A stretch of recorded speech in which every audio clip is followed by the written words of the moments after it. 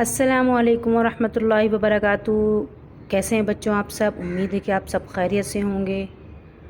سبق کا آغاز کرنے سے پہلے ہم دیکھیں گے کہ آج دن کیا ہے، تاریخ کیا ہے اور ہم آج کون سا سبجیکٹ پڑھ رہے ہیں۔ جماعت پنجم، بروز ہفتہ ہے ہمارے پاس، تاریخ ہمارے پاس 10 ہے، چوتھا مہینہ 2021 اور مضمون ہمارے پاس کیا ہے؟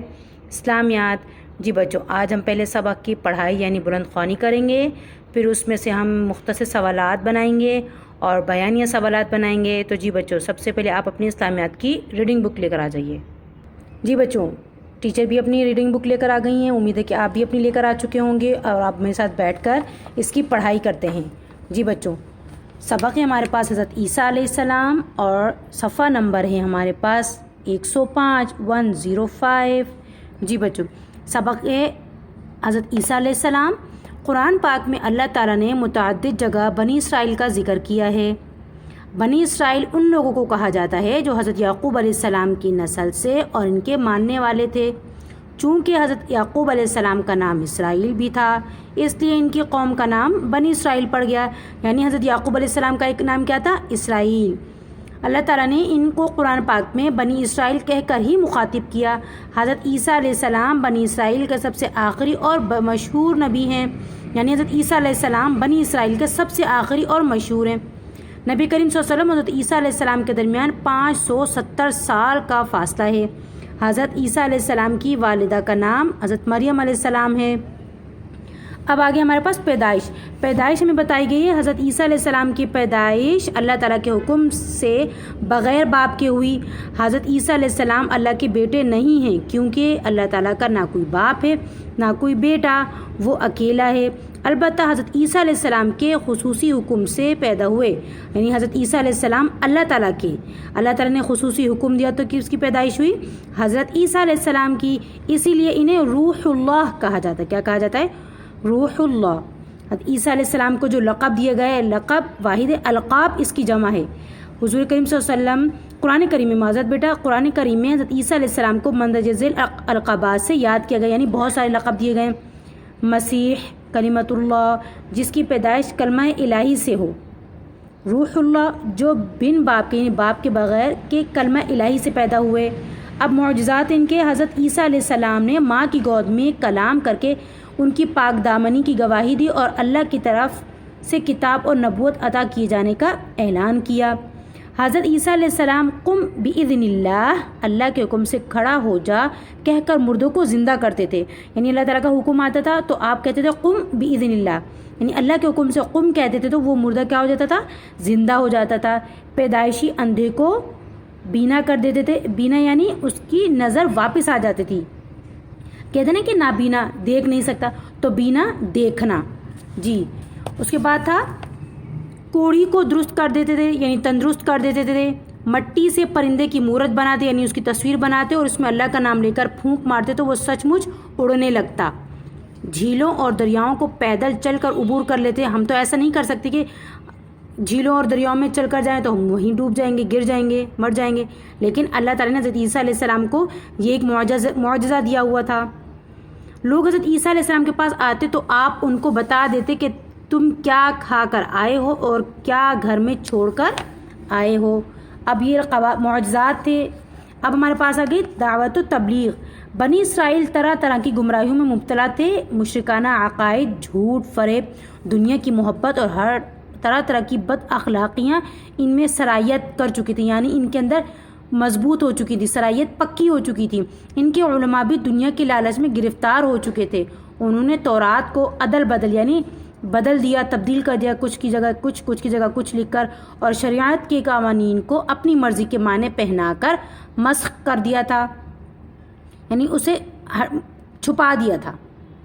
حضرت عیسیٰ علیہ السلام کو اللہ تعالیٰ نے حضرت عیسیٰ علیہ السلام کو اللہ تعالیٰ نے انجیل عطا فرمائی تھی۔ حضرت عیسیٰ علیہ السلام نے تقریباً 30 سال کی عمر میں نبی کی حیثیت سے دعوت و تبلیغ کا فرض ادا کرنا شروع کر دیا، یعنی 30 سال کی جب عمر ہوئی تو تب دعوت و تبلیغ دینا شروع کیا۔ نبوت ملنے کے بعد حضرت عیسیٰ علیہ السلام 3 سال تک تبلیغ فرماتے رہے۔ حضرت عیسیٰ علیہ السلام نے شادی نہیں کی اور نہ گھر بنایا۔ حضرت عیسیٰ علیہ السلام شہر شہر اور بستی بستی جا کر اللہ کا پیغام لوگوں کو سناتے۔ جہاں رات ہو جاتی وہیں بغیر بستر کے رات گزارنے کے لیے ٹھہر جاتے۔ حضرت عیسیٰ علیہ السلام جہاں جاتے بیماروں اور دکھی انسانوں کی بھیڑ ان کے گرد جمع ہو جاتی، یعنی بہت سے لوگوں کا جمع ہو جانا۔ وہ ان کی بیماریوں کو بھی ٹھیک کرتے اور انہیں حقیقی دین کی دعوت بھی دیتے۔ اس طرح ان کی دعوت بڑی تیزی سے فلسطین کے علاقے میں پھیلنے لگی۔ یہ ہو گئی ہمارے پاس دعوت و تبلیغ۔ کتنی سال کی عمر میں تبلیغ ملی؟ 30 سال کی عمر میں۔ اب آ جاتے ہیں یہودی کی سازش۔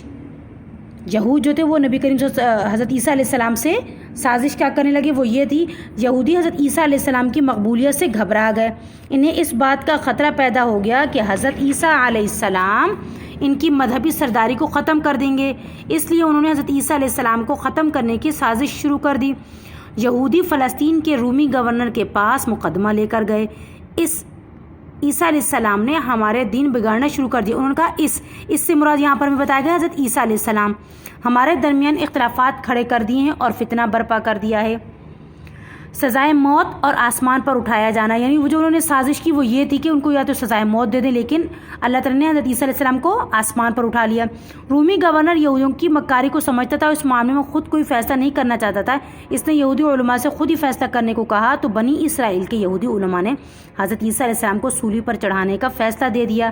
رومی گورنر نے بددلی سے یہودی علماء کے فیصلے پر عمل درآمد کرنے کا حکم صادر کر دیا۔ صادر کے معنی یعنی حکم دے دینا۔ بنی اسرائیل کے یہودیوں نے قید میں حضرت عیسیٰ علیہ السلام کے ساتھ بدتمیزیاں کی، اذیتیں یعنی تکلیفیں دی۔ اللہ تعالیٰ نے حضرت عیسیٰ علیہ السلام کو آسمان پر اٹھا لیا اور بنی اسرائیل کے لوگوں نے حضرت عیسیٰ علیہ السلام کے شبے میں کسی دوسرے شخص کو سولی پر چڑھا دیا۔ جی بچوں، سزائے موت اور آسمان پر اٹھایا جانا بھی آپ کو سمجھ میں آ گئے گا۔ امید ہے کہ آپ کو یہ بلند خوانی اس کی سمجھ میں آئی ہوگی اور آپ اس کو گھر پر تقریباً 1 2 سے 3 بار اس کی آپ پڑھائی دوبارہ کریں گے کہ جو میں آپ کو مختصر سوالات دوں گی آپ ان کے جوابات آسانی سے ڈھونڈ کر نوٹ بک میں لکھ سکیں۔ جی بچوں، پڑھائی کا کام ہمارا مکمل ہو چکا ہے۔ اب آپ کو پتہ ہے کہ ہم اپنی کلاس میں پڑھائی کرنے کے بعد سبق کو اچھے سے سمجھنے کے بعد ہم مختصر سوالات کرتے ہیں۔ تو اب ٹیچر آپ کو کہتی ہیں کہ آپ اپنی نوٹ بک لے کر آئیے اور مختصر سوالات دیکھ لیجئے۔ آپ نے ان مختصر سوالات کے جوابات خود لکھنے ہیں، کسی سے بھی نہیں پوچھنا، کیونکہ آپ کو پتہ ہے کہ بک میں ہی دیے جاتے ہیں اور بک میں سے ہی آپ کو سوالات بنا کر دیے جاتے ہیں۔ سب سے پہلے آپ اس کا سرورق بنائیں گے۔ حضرت عیسیٰ علیہ السلام جو آپ کو نئے لفظ یہاں ملے ہیں آپ ان کو یہاں لکھیں گے کہ اس سے آپ کو معلوم ہوگا کہ سبق میں نئے لفظ کون کون سے آئے ہیں۔ کام شروع کرنے سے پہلے آپ دن اور تاریخ ڈالیں گے، مختصر سوالات کی ہیڈنگ ڈالیں گے۔ سوال نمبر 1 ہے بنی اسرائیل کن لوگوں کو کہا جاتا ہے؟ سوال نمبر 2 حضرت عیسیٰ علیہ السلام کی والدہ کا نام کیا ہے؟ حضرت عیسیٰ علیہ السلام کا ذکر قرآن مجید کی کتنی صورتوں میں آیا ہے؟ اللہ تعالیٰ نے حضرت عیسیٰ علیہ السلام کو کون سی کتاب عطا فرمائی تھی؟ اور حضرت عیسیٰ علیہ السلام نے تقریباً نبوت کتنے سال میں شروع کی؟ جی بیٹا، یہ آپ کے مختصر سوالات ہو گئے ہیں۔ اب ہم آتے ہیں بیانیہ سوالات کی طرف۔ جی بچوں، اب ہم ریڈنگ بک کو کھولیں گے۔ ریڈنگ بک میں ہم جو ہے پہلے بیانیہ سوالات کی طرف آ جاتے ہیں۔ سوال نمبر 1 ہے حضرت عیسیٰ علیہ السلام کے القاب لکھیں۔ پڑھائی میں نے آپ کو بتایا تھا کہ القاب جمع ہے لقب کی، تو اب ہم اس کے بیانیہ سوالات کو مشقی سوالات کو یعنی ریڈنگ بک میں ہم ڈھونڈیں گے اور اسے